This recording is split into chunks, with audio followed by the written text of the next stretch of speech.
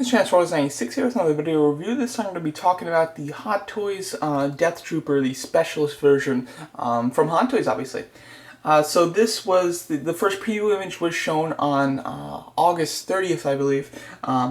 And that was very exciting. It was basically because just about every toy company was showing images of their Rogue One assortments, or at least preview images of them, and Hot Toys participated in that. And then, to my surprise, the very next night, they not only showed all the pictures for the Death Trooper, but then Sideshow immediately put it on pre-order, which is very unique, you know, for anybody who knows. Hot Toys shows their items on their Facebook page the night before, in between about like 10 o'clock at night and 2 o'clock in the morning, you know, in the United States type of time frame, basically, and then the next day, around what I would say, at least my time, like you know, 1 or 2 o'clock, Sideshow will put it on pre-order. That's usually how it goes down. But last night was very different. Around 10 o'clock, Hot Toys put out the pictures for the Death Trooper, and then by like 10:30, Sideshow had it on pre-order, and they sent out an email to everybody, you know, advertising it as well. So that was very unique and very special. I've actually never seen that happen before. I'm not quite sure what the reason was for it,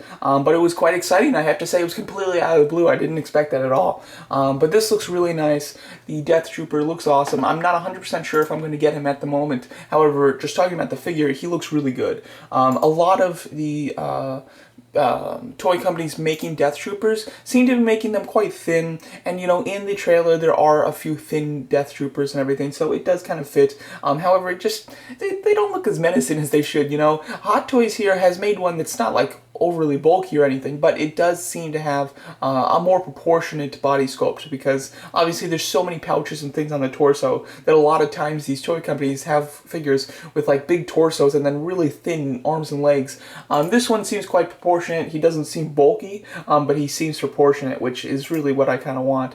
But does look quite nice. The armor looks very shiny and reflective. Unfortunately, it does look like he does have a rubber bodysuit underneath, very similar or exactly the same as the Stormtroopers from The Force Awakens, which is disappointing considering that does hinder articulation. Now, by the end of the Force Awakens line from Hot Toys, they did improve it. I believe that they took out some of the padding in the elbows in particular, as well as with like Captain Phasma, they did have her inner body have ratchet joints at the elbows to allow her joints to be stronger, and therefore to kind of fight the rubber, basically, when you were posing her arms. So, you know, hopefully they're sticking with those things, and it would be great if they wouldn't use rubber, you know. There are other materials that you can use that have the same, like, appearance as rubber, but just aren't, like, that tough, and it would have been great for them to explore that, but it doesn't seem like they have. You know, who knows, maybe the final product won't have such a strong rubber, but from what we can see, it definitely looks like they do, which is unfortunate, I must say. So who knows how good these guys are going to be functional-wise. Obviously, Hot Toys has great pictures of them, but, you know, with these preview images, they can basically articulate whatever they want, you know, and it's the final product just doesn't have that much range, though.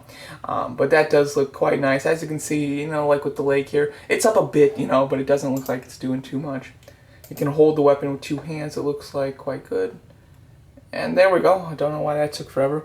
But he does look quite nice. Now, what makes this a specialist version is that he does have the pouch on his left shoulder, which we saw with like the officer from The Force Awakens, the Stormtrooper. And then he has the right shoulder with a pauldron on, that little like shoulder pad, which does look quite nice. And that obviously signifies rank.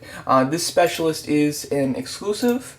As you can see, is an exclusive on Sideshow's website at $235, which is, you know, it's a bit more expensive than you'd hope. It's nothing crazy, but it's a bit more expensive. Now, the ways that you can kind of justify that price is the fact that it's an exclusive, so possibly that would affect it a bit. You know, I'm not 100% sure on that, but possibly being exclusive, they did bump up the price $5 or $10. Also, they're a bit taller than the average Stormtrooper. As you can see, he is slightly taller than an average Stormtrooper. He's just under 13 inches tall, while a normal one would be about 12 inches. I don't know why they blurred out that stormtrooper, if that's like the new Rogue One stormtrooper or something, but you know, the outfit's basically the same, so why not just show it? Or if it's just to kind of signify that that stormtrooper's not included, obviously. Who knows? But as you can see, it's nice that they did add this little comparison shot, so you can kind of get the look or the idea of the size of him. And then also he has lights in the helmet. That could also be contributing to the price tag.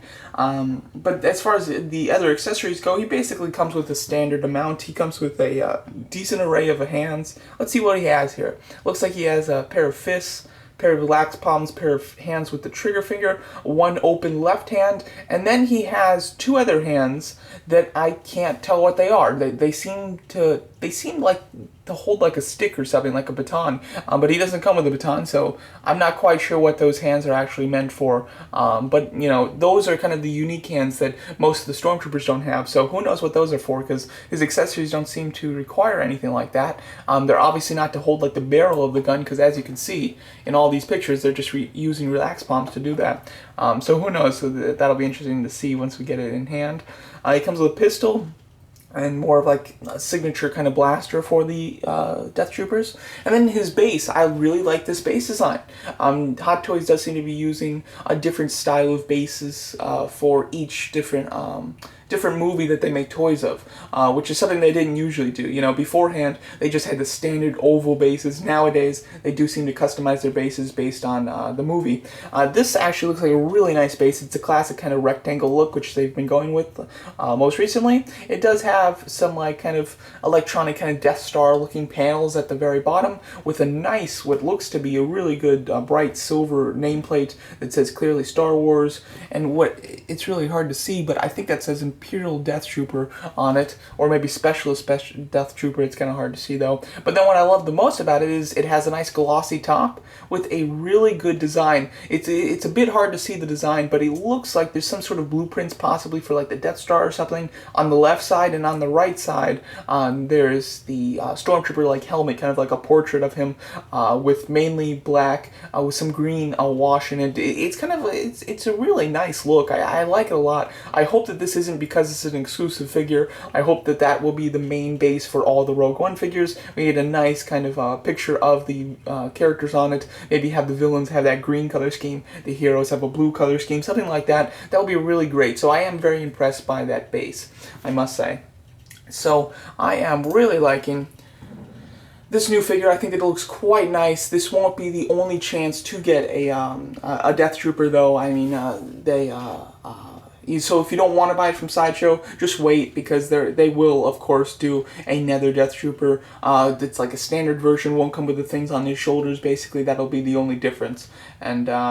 And yeah, that'll be very exciting to get. So, personally, do I plan to get it? I have decided at the moment that I'm most likely not going to. It's certainly very tempting. I like it a lot, but I do need to, you know, focus on what I actually, like, need to get. And the Death Troopers, they're only going to be in one movie, you know, I don't know if they're 100% necessary. Now, what could push me over the edge is a couple things. Either they don't make very many Rogue Ones, so I don't need to distribute my funds, basically, to decide which Rogue One figures to get. If they only make like a couple Rogue One figures, then, you know, I'll throw in the Death Trooper. Or if they make Director Krennic, you know, I'm a big villain fan, and I really do want a Hot Toys version of him, and I totally want to get, you know, a Death Trooper to go behind him, or maybe even two Death Troopers. That would look awesome. Also, if I see the movie and I just fall in love with the Death Troopers, if they are just something that it's going to stick in my head as like an iconic, you know, badass trooper, then I will get this. So basically, one of those three things has to happen to get me to buy a Death Trooper, basically.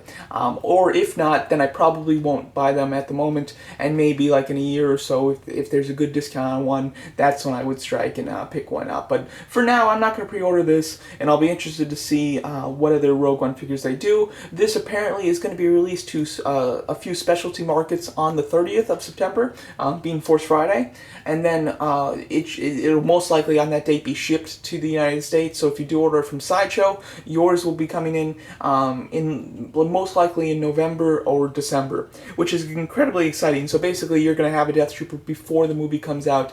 This is very similar to what they did with the Force Awakens toy line, where they released 3 versions of the Stormtrooper and Kylo Ren, all very quickly after the first one was released and after the movie was released.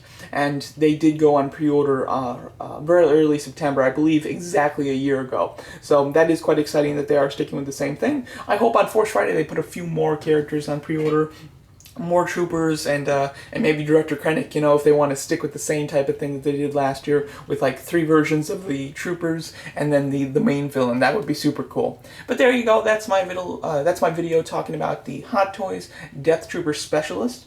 Let me know what you guys think of this figure, and thanks so much for watching.